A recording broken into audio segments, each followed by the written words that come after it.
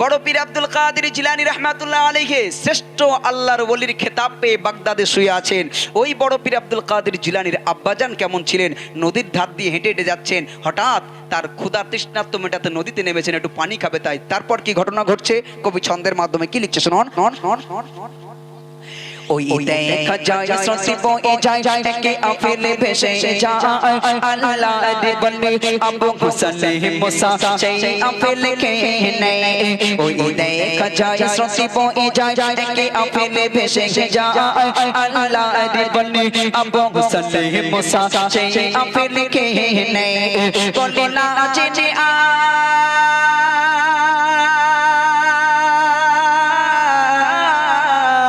বলে না জেনে আজ ফল খেয়েছি গঙ্গারি বাগানে, বলে না জেনে আজ ফল খেয়েছি গঙ্গারি বাগানে আল্লাহর বলে আবু হুসনে মুসা যায় তাগারি সন্ধানে।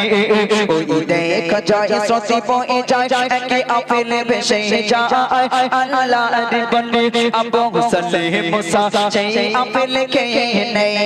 ওই দেখা যায় স্রোতে বয়ে যায় একে আফেলে ভেসে যায় আল্লাহর বলে আবু হুসনে মুসা সেই আপেল খেয়ে নেয়।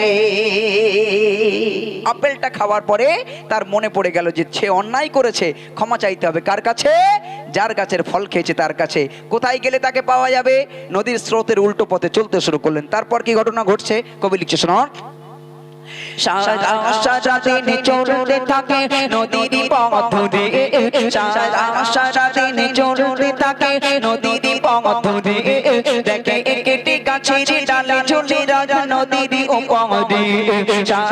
সারা দিন চলতে থাকে নদীর পথ ধরে, দেখে একটি গাছের ডালে ঝুলে রাজা নদীর উপরে। সেই গাছের মালিক আছে কোথায় খোঁজে তাঙ্গা রে, সেই গাছের মালিক আছে কোথায় খোঁজে তাঙ্গা রে। সেই চাইতে ক্ষমা গেল তখন সেই মালিকের দরে, সেই চাইতে ক্ষমা গেল তখন সেই মালিকের দরে। বলে বিনা হুকুমে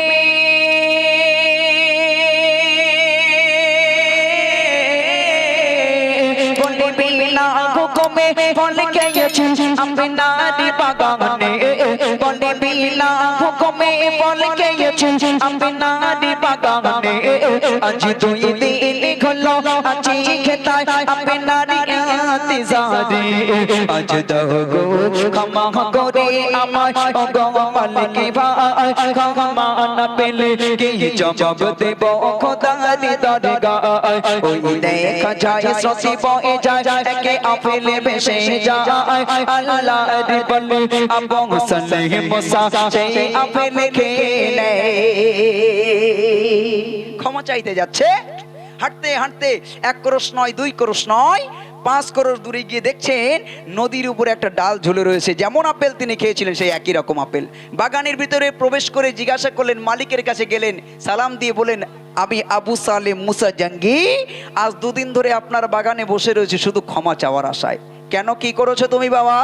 হুজুর, এখান থেকে 5 ক্রোশ দূরে নদী দিয়ে একটা আপেল ভেসে যাচ্ছিল, খিদের তাড়না সহ্য করতে পারিনি, তাই সেই আপেলটা তুলে খেয়েছিলাম। হুজুর, আজ আপনি যদি আমাকে ক্ষমা না করেন আল্লাহ ক্ষমা করবে না। হাক্কুল্লাহি ওয়া হাক্কুল ইবাদ, আল্লাহ বলছে আমার হক যারা ফাঁকি দেয় আমি চাইলে ক্ষমা করে দিই, কিন্তু বান্দা যখন বান্দার হক ফাঁকি দেয় তখন সেই বান্দা যতক্ষণ বান্দার কাছে ক্ষমা না চাই আল্লাহ বলছে আমি ক্ষমা করি না। হুজুর, আপনি আমাকে ক্ষমা করে দেন, কারণ আপনার গাছের ফল খেয়েছি আপনাকে না বলে। বাগান মালিক বলে, কি সর্বনাশ, কত ছেলে পেড়ে খেয়ে নেয়, আরে পড়ে পেয়ে খেয়েছে, আবার এখানে ক্ষমা চাইতে এসেছে। এ ছেলে তো যাই তাই ছেলে না, এ নিশ্চয়ই আল্লাহর বলি হবে, তবে কেমন অলি আর একটু যাচাই বাছাই করা যাক। তখন বাগান মালিক কি বলছে শুনুন। ওই বাগানের মালিক ভাবে মনে নয় সাধারণ ছেলে, ওই বাগানের মালিক ভাবে মনে নয় সাধারণ ছেলে, ইনি একে আল্লাহর বলে তাই তো ক্ষমা চাইতে এলো মেরে। বলে করতে পারি ক্ষমা তোমার যদি দাও কথা মোরে, বলে করতে পারি ক্ষমা তোমার যদি দাও কথা মোরে। এই আপেল বাগানে খেতে হবে আমার গোলাম হয়ে, এই আপেল বাগানে থাকতে হবে আমার গোলাম হয়ে তারি ভুলের সাজা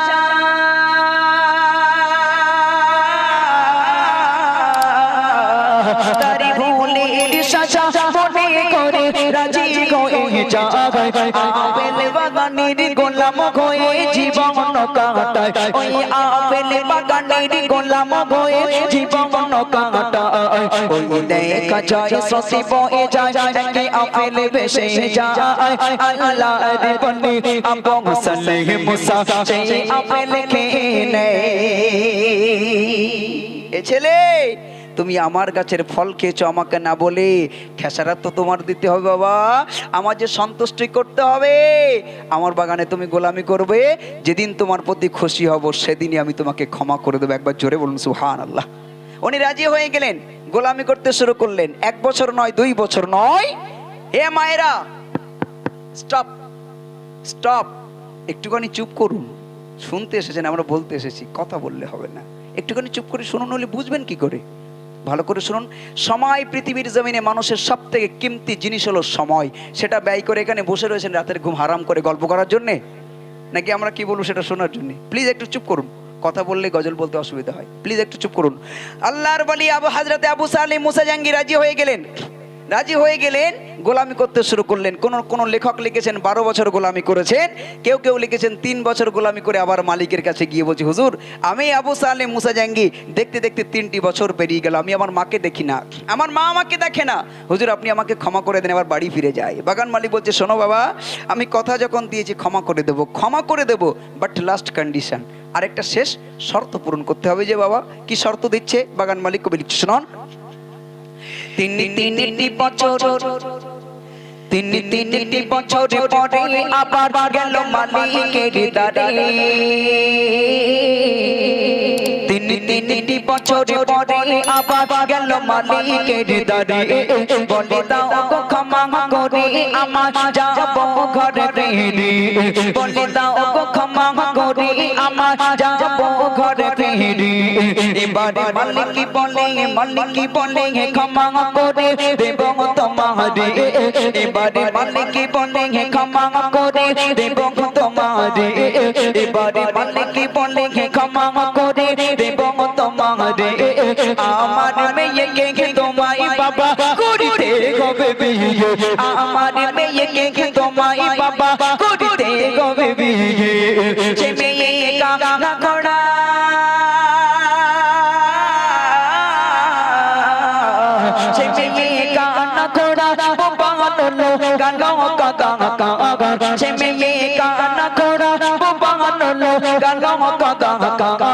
যদি তাকে বিয়ে করো তুমি দেব ক্ষমা করি। যদি তাকে বিয়ে করো তুমি দেব ক্ষমা করি। ওই দেখা যায় স্মৃতি বয়ে যায় দেখে আপেলে ভেসে যায়। আল্লাহ বলে আবু সালেহ মুসা সেই আপেল খেয়ে নেয়।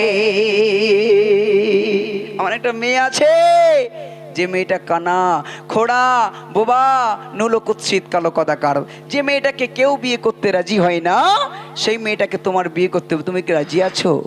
উনি মাথাটা নিচু করে এক বাক্যে রাজি হয়ে গেলেন, আমি রাজি আছি। একবার জোরে বলুন সুবহানাল্লাহ। বলে, এই ছেলে, আমার মেয়ে কানা খোড়া বোবা নুলো, জেনেও তুমি বিয়ে করতে রাজি হচ্ছ? উনি বললেন, হুজুর আমি আপনার মেয়েকে বিয়ে করতে রাজি হয়েছি শুধুমাত্র আপনার কাছে ক্ষমা পাওয়ার আশায়, তার সৌন্দর্যের পাওয়ার আশা নয়। একবার জোরে বলুন সুবহানাল্লাহ। বলেন, এই হুজুর আমি আপনার মেয়েকে বিয়ে করতে রাজি আছি, আপনি আমাকে ক্ষমা করে দেবেন তো? বলে, ছেলে ক্ষমা করে দেব, বাট লাস্ট কন্ডিশন একটাই, সেটা হলো এই যে তুমি আমার মেয়ে কানা খোড়া জেনে বিয়ে করছো, আমাকে কি তুমি করুণা করছো? উনি বললেন, হুজুর আমি আপনাকে করুণা করছি না, আপনার মেয়েকে আমি দেখতেও চাই না, কারণ আমি মনে মনে করি কিয়ামতের দিন কঠিন হাসরের ময়দানে মাহশারে যেদিন লক্ষ লক্ষ মানুষের সামনে দাঁড় করিয়ে আল্লাহ বলবে, এ আবু সালেহ তুমি তো একটা চোর, কি জবাব দেব হুজুর? আপনি আমাকে ক্ষমা করে দেন। বলে, ছেলে ঠিক আছে, চলো যেই কথা সেই কাজ। বিয়ে হয়ে গেল। এবার হবে সুন্নাতি রাত, বাসর রাত, একজন আরেকজনকে দেখবে। আমাদের যুগের মতো নয়, এই আমাদের দিকের ঘরের ভিতরে মেয়ের মতো, হ্যাঁ, প্রতিদিন হোয়াটসঅ্যাপে কারো না কারোর সঙ্গে চ্যাটিং করছে, হোয়াটসঅ্যাপে ভিডিও কল করছে। আরে মেয়ে দেখতে এসেছে স্কুল মাস্টার, দেখি মোটামুটি মেয়েটার পছন্দ হয়েছে, কিন্তু বাড়ি ঘর অত ভালো না, পুট্টি পুট্টি করা না, পাথর পাথর দেওয়া নেই। কারণ এখনকার ছেলেপেলেদের কি, ইয়াং ছেলেদের শুধু লোভ, কার বাড়ি একটু ভালো চাকচিক্য আছে, হেভি করা, বেশ দুতলা বাড়ি, তিনতলা বাড়ি, সেই বাড়ির মেয়ে বিয়ে করতে হবে। ও ভাই, এখন ইয়াং ছেলেরা দেখতে যায়, মেয়ে দেখতে যায়, দেখতে গিয়ে শুধু দেখে তার কি আছে, কারণ কি পাবো আমি তার কাছ থেকে। হযরতে আবু সালেহ মুসা জাঙ্গি বিয়ে করতে রাজি হয়ে গেলেন। আজ বর্তমান সময়ে আমাদের ঘরের ছেলেরা যখন দেখতে যায়, পছন্দ হয়নি, ধরুন মনে করুন পছন্দ হয়নি, কিন্তু মেয়েটার ভাল লেগেছে, এক স্কুল মাস্টার, মেয়ে দেখতে গিয়ে মেয়েটার খুব দেখি ভাল লেগেছে, কিন্তু বাড়ি ঘর ভাল না, আমি একটা মাস্টার লোক এই বাড়ি বিয়ে করবো বলে চলে গেছে, বলে পরে ফোনে জানাবো। হঠাৎ হঠাৎ হঠাৎ করে সেই মেয়েটার কাছ থেকে, ঘটকের কাছ থেকে নাম্বার নিয়েছে কে, সেই স্কুল মাস্টার নিয়ে বলছে মেয়েটার নাম্বার হবে একটু, তো বলছে না আমি নাম্বার দেবো, ধর 500 টাকা ধর, বলে 500 টাকা ধরাই দিয়েছে, মেয়েটার নাম্বারটা দিয়ে দিয়েছে মোটামুটি।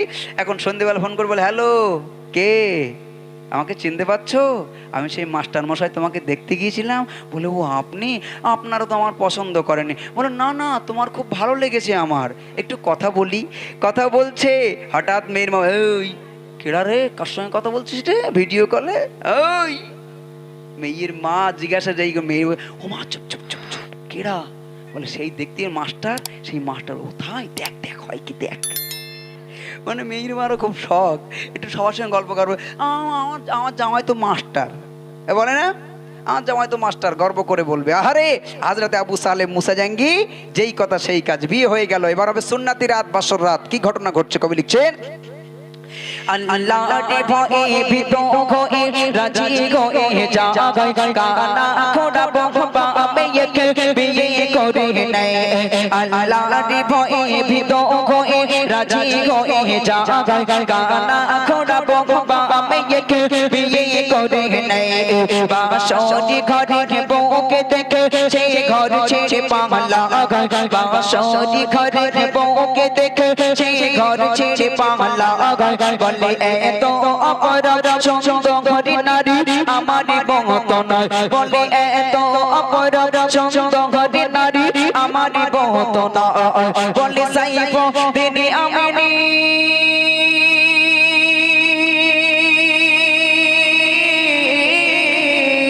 বলে সাইফ দিনে আমিনি ও মা চচনে ও এমন রমণী, তবে তোমাদের গরিবে হবে আব্দুল কাদের জিলানী, তবে তোমাদের গরিবে হবে আব্দুল কাদের জিলানী। ওই দেখা যায় সতে বয়ে যায়, একে আপেলে ভেসে যায়, আল্লাহর বলে আবু সালেহ মুসা সেই আপেলে খেয়ে নেয়।